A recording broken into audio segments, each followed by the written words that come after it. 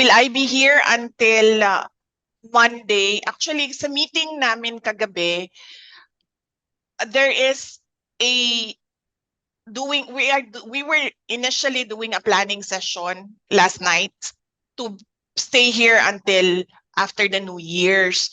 Kasi we were comparing the time period to Ilocos 6, and then ito din yung time period ng Ilocos 6 who spent Christmas and New Year's dito sa detention. So kagabi yung planning talaga namin was until after the New Year yung detention. Because sinasabi ko naman lagi, no, hindi ko sinasabihan yung mga tao ng Office of the Vice President, umattend kayo, wag kayo umattend.